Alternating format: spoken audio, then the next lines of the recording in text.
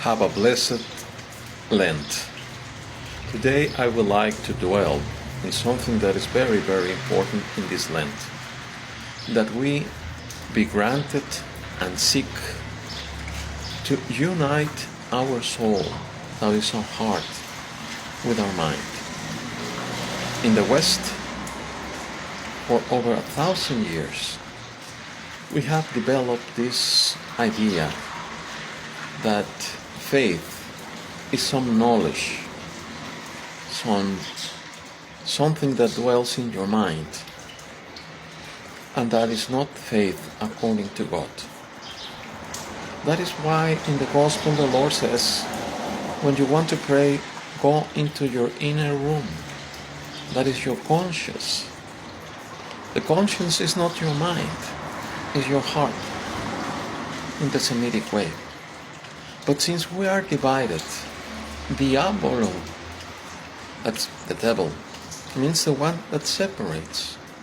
So the greatest achievement that he has had, some of the many great achievements that he has done with us, is to divide ourselves.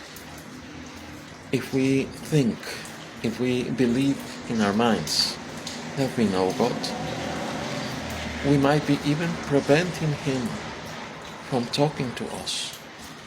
Many times we believe that we are Christians, but we never talk to him, because God seeks to know us. He knows us. He is even within ourselves, deeper than ourselves. But since we do not get into our conscience to make his acquaintance, his real acquaintance, not just what the Bible says, not just what your pastor says or what you believe is God, but he is God. Three persons in one God, the Father, the Son, and the Holy Spirit. How do we do that? Well, the first thing is we have to know that we are divided. The second thing is to pray to the Most Holy Theotokos and to the Holy Trinity, that we be granted to enter into our own heart. And that is done especially well with the prayer of the heart. Lord Jesus, Son of David, have mercy on me, a sinner. And we have to believe that truly we are sinners.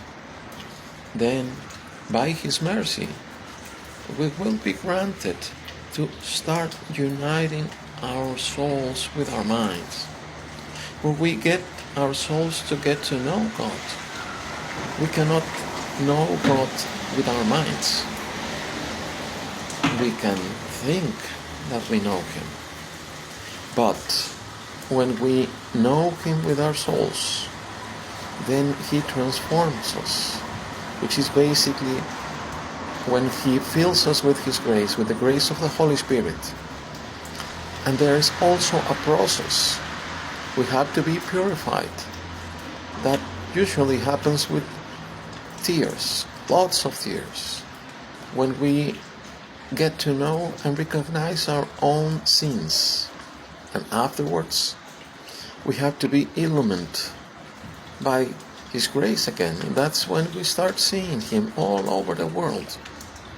When we start seeing and realizing how he's close to us.